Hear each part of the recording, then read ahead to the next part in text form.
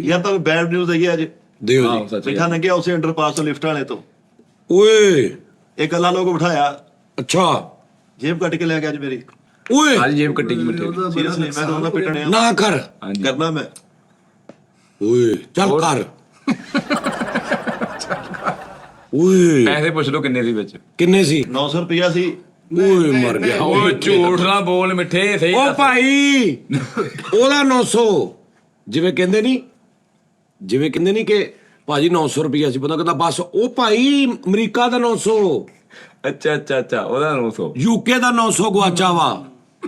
ਤੇ ਫਿਰ ਤੂੰ ਏਦਾਂ ਸੋਚ, ਮਿੱਠੇ ਦਾ 900।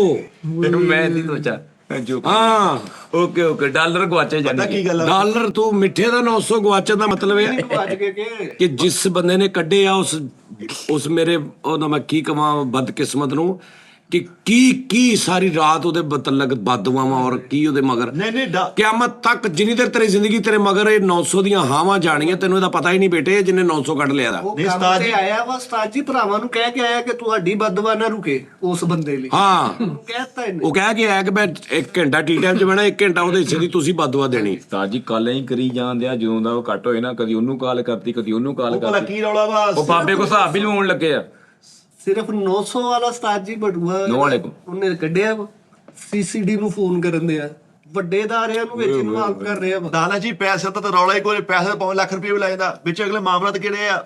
EI ਦੀ ਸੇਵਾ ਵਿੱਚ ਡਾਕੂਮੈਂਟ ਇਹਦੇ ਨਾਮ ਆ, ਕਲਮ ਖੁਦ ਇੱਕ ਮਿੱਠਾ ਹੀ ਸਾਹਿਬ। ਚੀਜ਼ ਇਹਦੇ ਕੋਲ ਜਾਇਜ਼ ਦੀ ਆ, ਉਹ ਵੀ ਗਈ। ਉਹ ਵੀ ਨਜਾਇਜ਼ ਹੀ ਗਈ। ਸ਼ਕਤੀਆਂ ਵਾਲਾ ਫਰੋਜ਼ਾ ਜੀ ਵਿੱਚ ਲਪੇਟ ਕੇ ਰੱਖਿਆ ਹੋਇਆ। ਓਏ ਸਿਮ ਤੇ ਚਲੋ ਨਿਕਲ ਆਏਗੀ ਹਾਂਜੀ, ਫਰੋਜ਼ਾ ਵਿੱਚ ਮੈਂ ਹੁਣ ਬਣਾਉਣਾ ਸੀਗਾ, ਉਹ ਇੰਜ ਕਰਕੇ ਅਖਬਾਰ 'ਚ ਲਪੇਟ ਕੇ ਨਾ ਪੂਰਾ ਨਿਜ਼ਾਮ। ਬਟੂਆ ਗਿਆ ਪੂਰਾ। ਹਾਂਜੀ ਪਰਸ ਗਿਆ ਜੀ। ਕਿੱਥੋਂ? ਪਿਛਲੀ ਜੇਬ 'ਚੋਂ। ਮੈਨੂੰ ਲੱਗਾ ਖਰਚ ਕਰਨ ਡਿਆ। ਉਹ ਹੁੰਦਾ ਹੀ ਹੈ ਨਾ। ਉਹ ਬੇਟੇ ਦਾ ਹਿਸਾਬ ਆ, ਤੁਸੀਂ ਗਲਤ ਇਹਨੂੰ ਖਾਰਜ ਹੀ ਹੋਈ ਆ ਤੇ ਇਹਨੇ ਸਮਝਿਆ, ਇਹਦੇ ਜ਼ਹਿਨ 'ਚ ਇਹ ਸੀ ਕਿ ਇਹ ਮੈਨੂੰ ਕੀ ਪਤਾ ਸੀ ਵੀ ਇਹਨੇ ਬਟੂਆ ਕੱਢਣ ਲਈ ਖਾਰਜ ਕਰ ਰਿਹਾ। ਉਸਤਾਦ ਜੀ ਦੀ ਉਮਰ ਭਲਾ ਕਿੰਨੀ ਸੀ? ਮੁੱਛਲ ਟਾਈਪ ਸੀਗਾ। ਅੱਛਾ ਤੂੰ ਵੇਖਿਆ ਵੀ ਆ? ਮੈਂ ਲਿਫਟ ਦਿੱਤੀ ਆ, ਨਾਲ ਪਾਇਆ ਵਾ। ਉਹ ਤੇਰਾ ਫਿੱਟੇ ਮੂੰਹ ਓਏ। ਉਹ ਜਿਹੜਾ ਪੈਂਚਰ ਨਹੀਂ ਲਗਾਉਂਦਾ ਅਕਸਰ ਲੋਕਾਂ ਦੇ, ਉਹ ਇੱਕ ਕਾਲੀ ਦੀ ਨਿਸ਼ਾਨ ਬਣਿਆ ਹੁੰਦਾ। ਮੌਕਾ ਜਿਹਾ ਕਿੰਨੇ ਵਾਲ ਉੱਤੇ ਆਏ ਹੁੰਦੇ ਦੇਖੋ ਤੁਸੀਂ। ਉਹਦੇ ਇੱਥੇ ਉਹ ਵੀ ਬਣਿਆ ਹੋਇਆ ਜੀ, ਇੱਥੇ ਇੰਜ ਕੰਨ ਪਿੱਛੇ। ਕੰਨ ਪਿੱਛੇ।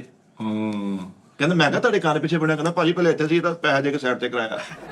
ਉਸਤਾਦ ਜੀ ਆਪਣੇ ਫੈਮਿਲੀ ਗਰੁੱਪ ਦੇ ਵਿੱਚ ਉਹ ਖਾਨਦਾਨ ਵਾਲਾ ਗਰੁੱਪ ਨਹੀਂ ਹੁੰਦਾ। ਨਹੀਂ ਇੱਕ ਮਿੰਟ ਹਟਿਆ ਵੀ ਤੂੰ ਨਾ ਇੰਨੀ ਤਫਸੀਲਨ ਵੀ ਤੁਹਾਨੂੰ ਲਿਫਟ ਦਿੱਤੀ, ਨਾਲ ਤੂੰ ਉਹਦੇ ਮੌਕੇ ਦਾ ਵੀ ਹਿਸਾਬ ਲਾ ਰਿਹਾ। ਉਹ ਪੱਟੀ ਜੀ ਨਹੀਂ ਚੱਲਦੀ ਹੁੰਦੀ, ਅਕਸਰ ਕਾਲਾ ਜਿਹਾ ਹੋ ਜਾਂਦਾ ਵਾ ਉੱਥੇ, ਵਾਲ ਕਿੰਨੇ ਨਿਕਲਉਂਦੇ। ਨਹੀਂ ਉਹ ਤੂੰ ਦੇਖ ਕੇ ਤੇ ਉਹਨੂੰ ਫਿਰ ਉਹ ਪਾਇਆ ਤੂੰ। ਉਸਤਾਦ ਜੀ ਜਦੋਂ ਮੈਂ ਲਿਫਟ ਦਿੰਦਾ ਵਾ, ਪੂਰੀ ਜਾਂਚ ਪੜਤਾਲ ਕਰਦਾ, ਪੂਰਾ ਫਾਰਮ ਫਿਲ ਹੁੰਦਾ ਵਾ। ਤੇ ਉਤਰਨ ਲੱਗਿਆ ਨਹੀਂ ਕਰਦਾ ਆਪਣੀਆਂ ਚੀਜ਼ਾਂ ਚੈੱਕ। ਬਸ ਉਹ ਮਾਲਕ ਦੀ ਮਰਜ਼ੀ ਆ। ਹੁਣ ਮੈਨੂੰ ਉਹ ਸਪੀਡ ਨਹੀਂ ਇੰਨੀ ਗਿਆ।